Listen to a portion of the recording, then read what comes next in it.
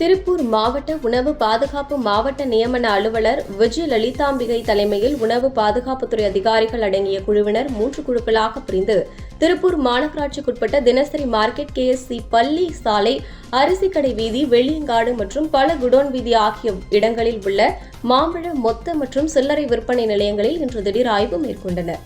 அப்போது 10 குடோன்கள் மற்றும் 15 கடைகளிலிருந்து 2.5 டன் அளவிலான வேதிப்பொருட்களை வைத்து செயற்கை முறையில் பழுக்க வைக்கப்பட்ட மற்றும் கெட்டுப்போன மாம்பழங்கள் பறிமுதல் செய்யப்பட்டு அழிக்கப்பட்டது.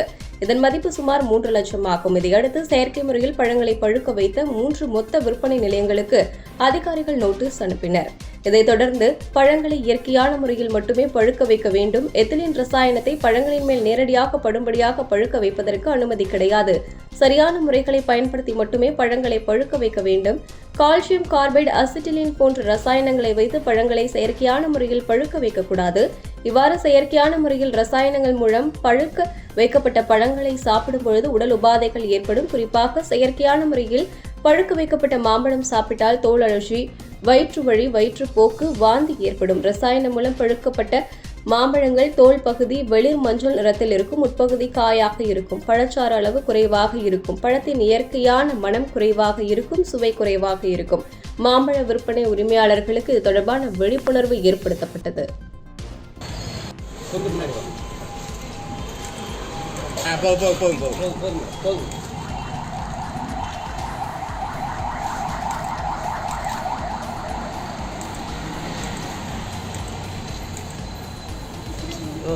எப்படின்னா மேடத்துக்கு ஒரு ஃபோட்டோ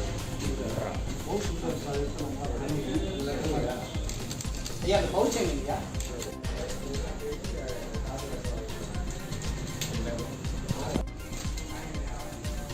சதீஷ்ன கை பின்னாடி